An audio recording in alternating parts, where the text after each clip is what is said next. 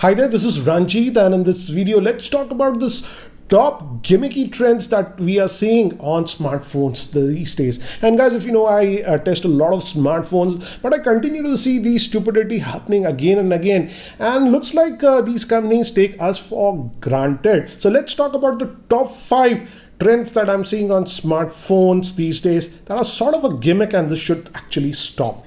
And the first thing is, if you notice any smartphone these days, even for mid-range smartphones, we are getting that quad camera setup, and most of us think that yeah, more cameras are good, but it's sort of a gimmick, I would say, because especially on the mid-range smartphones, the last 2 cameras are sort of a gimmick. They generally give you 2 megapixel for depth and 2 megapixel for macro and stuff. Yes, macro is good, but again, it's sort of a gimmick. Instead of that, I would say smartphone companies should concentrate on giving 2 or 3 good cameras. For example, the first camera should be good, the main camera. Then secondary, we should have a good ultra wide angle lens, because you simply cannot get the ultra wide angle with any software tricks.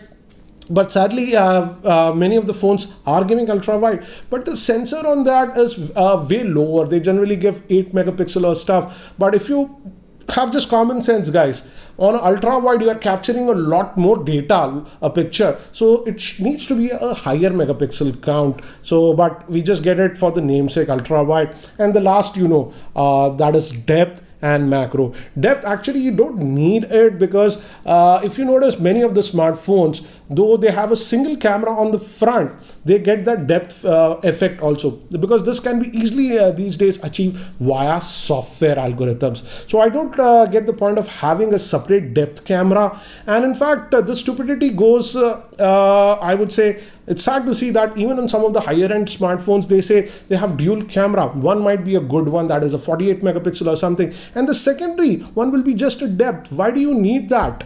Instead of that, give a ultra wide or something like that. I would say the first one should be a regular camera lens, good one. Second should be ultra wide. Third, if you really want to give a zoom lens, proper 2x or 3x optical zoom, that makes a lot of sense. No, but we are going to get gimmicks and claiming 4 cameras, 5 cameras at the back.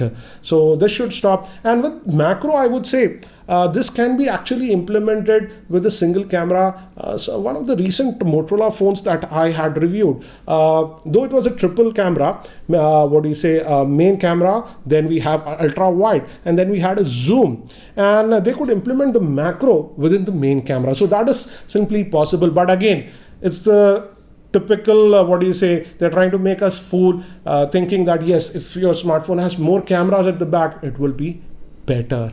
And sadly, this is happening a lot. Now moving to the front facing camera, now we have started seeing this trend of that double camera even in the front, even on mid-range smartphones. Yes, don't get me wrong, I like that second camera, that's ultra wide. But again, the problem is that to implement that dual camera, they are making 2 punch holes, or worse, they make a pill shape. For example, we saw that first with the Samsung Galaxy S10 Plus. I never liked that pill, but now we are seeing the same trend in a lot of mid-range smartphones. And trust me, guys, when you're watching videos and stuff, that pill always distracts you. Even after a couple of months, I still notice that pill in the widescreen mode. So I feel that's a silly trend that we are seeing a pill-shaped notch now on a mid-range smartphone. Instead of that, I would say manufacturers should give a single camera, maybe a punch hole or whatever, or even a pop-up. I would say pop-up, not a big fan of it because of the mechanical nature, but yeah, a single camera is more than enough, and make it wide enough, and with using software you can manipulate. For example, if you notice the Samsung Galaxy S20 series, they do that. It's a single front-facing camera, and if you're just taking a regular shot like this, you fit in, but if one more person comes in the frame, it detects that and switches to the slightly wider angle lens. So they can put slightly wider angle lens in the front facing camera, thereby omitting that stupid double pill notch. Do let me know, do you like those pill notches on your smartphones? Would love to know that. I personally hate it. Anyways, now moving to the third thing. This is a very irritating thing that I'm seeing, and if you notice, a mid-range smartphone these days, those don't even come with the AMOLED screen. They might have a regular IPS or a TFT screen. On many of these smartphones, I'm noticing that the physical LED notification light is simply missing. and this is such a big omission, but I'm seeing this a lot on modern smartphones. So again, if the phone is just lying there, because it does not have a physical LED notification light, you don't know if you had an important notification or not.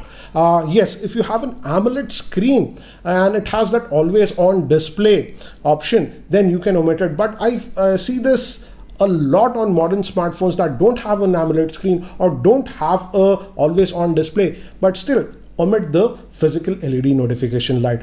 Do let me know, what do you think about the physical LED notification light? I find it very irritating, and this is a very sad trend that I'm seeing on a lot of smartphones these days. Next is removal of the headphone jack. This started with the high-end smartphones, and these days I would say most of the new Android high-end smartphones don't have it. Sadly, I'm testing this ROG Phone 3. The ROG 2 had a physical, headphone jack. This does not have that. So that's a sad trend that we are seeing in the high-end smartphones. But now this is slowly trickling even in the mid-range smartphones. Some of the new phones that I've seen below 30,000 are now omitting the headphone jack, and they don't even have a stereo speaker. So I don't get it, why this stupidity. And many of the vendors these days, the sad trend is that they don't even include a that USB Type-C to a 3.5 inch dongle in the box. So a person who's buying a mid-range smartphone or something like that has to invest extra in a Bluetooth headset or something. And again, because these phones, the mid-range phones, don't have powerful stereo speakers, it simply does not make any sense. But we as consumers are simply accepting that. And guys, for gaming and stuff, people keep asking me. I still say a wired headset is way better than most of the Bluetooth headsets. With even very advanced Bluetooth headset, there is a micro lag that you'll notice that will simply be not there with a wired headset. But again, this is a sad trend we are seeing, and now slowly this sad trend is crippling even in the mid-range smartphones, which is very annoying, I would say. And this is a small thing that I'm noticing. Again, this is important for mid-range smartphones. If you notice, from the past 7-8 months, almost a year, most of the mid-range phones are also having that almost full view display. That is the new aspect ratio that we are having, and it's nice to look at because the bezels are very thin on the top, so looks very cool. But the side effect of this, what I've noticed in some of the mid-range smartphones that I've reviewed recently, for example from Redmi, even Realme, is that generally the proximity sensor is there on the small bezel over here, but on many of these new smartphones I feel the proximity sensor is taking a hit, because when I was testing them, many of the phones, when you take the calls like this, because the proximity sensor is not big enough or not calibrated enough, the screen just lights up when you're talking, and this actually all these buttons on the screen can get activated. For example, it can even disconnect calls, and this is happening a lot lately. I've noticed on mid-range smartphones. I've noticed that on some of the Redmi phones, some of the Realme phones, and even one Motorola phone. So this is an issue, and these manufacturers need to address this one. Concentrate a little bit on the proximity sensor, because that's such an important thing. They're just concentrating on the design aspect.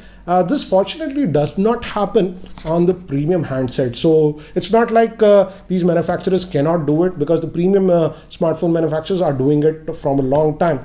And it's unacceptable to have a bad proximity sensor, because every time you take a call, you're talking, the screen will just light up, go off. Very irritating, I would say. And if it's on an important call, it can even get disconnected randomly. So this is a sad trend that I'm seeing a lot. So these were some of the annoying things that I'm seeing today in the smartphone industry, and things should be improved, or some of the gimmicky things should be stopped.